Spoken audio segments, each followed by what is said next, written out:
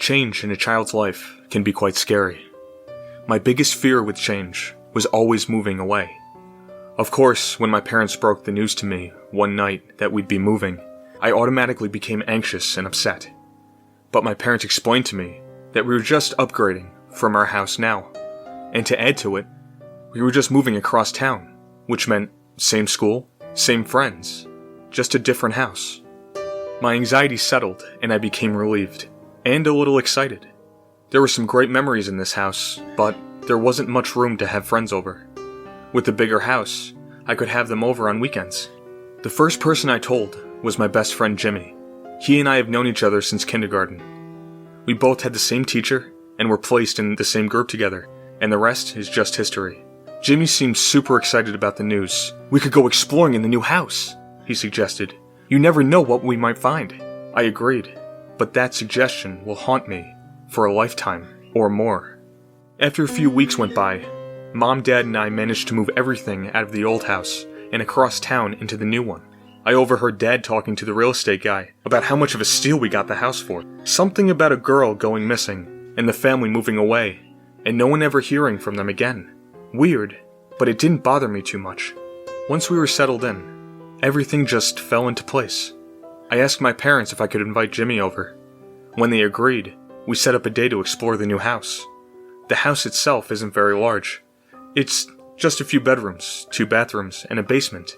I've never had a basement before.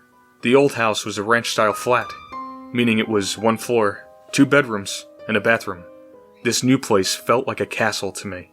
When Jimmy finally came over, we started with the more explored areas first, leaving the most mysterious and anticipated area for last, the basement. After we looked through all the rooms and their respective closets for anything left behind by the previous owners, or even secret passageways, we came up empty. "All right," I exclaimed. "Let's head down to the basement." Jimmy nodded in agreement, and we made our way down the carpet steps to the dark unknown. There was a light bulb with a chain attached to it in the middle of the basement. I quickly walked over and gave it a tug. The old light flickered dimly, giving off more of an orange glow around the room. "I have my cell phone light if it goes out," Jimmy said, staring up at the poor excuse for a light. "Let's look around." There wasn't much to the area. It was a gloomy gray-walled room for descriptive purposes. Dust covered the wooden floorboards, and heaps of trash were randomly strewn around the room. "Just be careful," I warned. But before any time had passed, Jimmy called me over. "Hey, check this out." I carefully made my way across the room, trying to avoid stepping on the dusty garbage. He was crouched near a part of the wall where the paint seemed to be chipping away. "There's a hole," he pointed.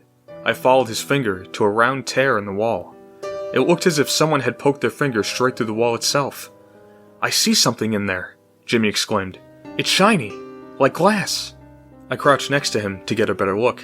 "Here," he said, grabbing his phone. "I'll turn the flashlight on so we can see better." As he started to flick the light on, a rustling sound came from the other side of the wall. We both looked at each other, wide-eyed, and as we turned towards the hole in the wall, the light bulb burst, and the room plunged into darkness. "Jimmy, turn that light on now," I demanded. "I'm trying," he said, as his fingers shook trying to give us some kind of visual. When he finally got the flashlight on, we both looked toward the hole, and as the light passed over the break in the wall, an eyeball peered through the hole back at us. "Help me." We screamed and bounded up the stairs as quick as we could. My mother was at the dining room table on her computer. We came up charging through. "Slow down, boys," Mom called.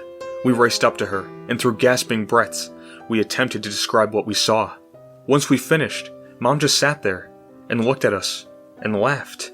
"You boys have quite the imagination," she exclaimed. "What do you say I go down and look for myself? Would that make you feel better?" We nodded. Maybe if she saw, she wouldn't think we were making it up. Jimmy and I waited upstairs as Mom descended into the basement.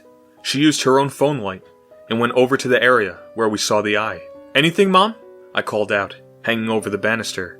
"Yep, I found it," she answered. Then we heard a ripping sound, almost like paper. "Are you okay?" I hollered.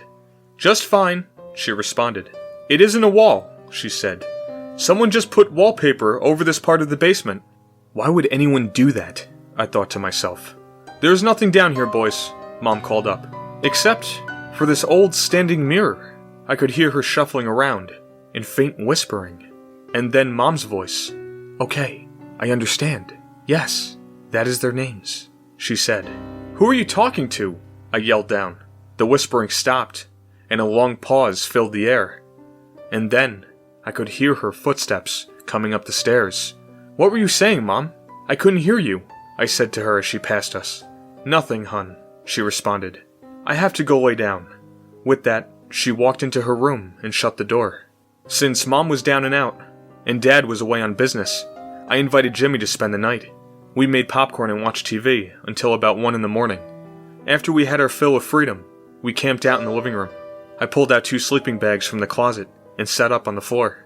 Before we settled in, Jimmy turned to me and said the weirdest thing. "Hey, you don't think there actually is anything down there, right?" I shook my head. "No way." "I think it was the light playing tricks." He nervously nodded and slipped into his sleeping bag. "I'll be right back. I forgot to brush my teeth," I said. I walked into the bathroom and turned on the light. As I was brushing my teeth, I felt a faint gust of wind on my back, as if someone walked past me, and hushed, whispering. Jimmy must have turned the TV back on, I thought to myself. I finished brushing and headed back out to the living room. Jimmy was curled up in his sleeping bag, and the TV was off. I must be hearing things. I began to climb into my sleeping bag when Jimmy rolled over and stared at me. "Too late. They already got us," he said. "What are you talking about?" I demanded. His bloodshot eyes slowly turned towards the stairway. I followed his gaze, and standing at the top of the stairs stood 2 dark silhouettes. One of a small girl, holding the hand of a larger, shadow-looking individual. "It's okay, hun," I heard from behind me. I spun around, and standing behind me stood my mother, her bloodshot eyes staring right through me. "Go with them," she muttered. I turned towards the dark figures. The girl silhouette's head bent to one side. "Yes, come play with us,"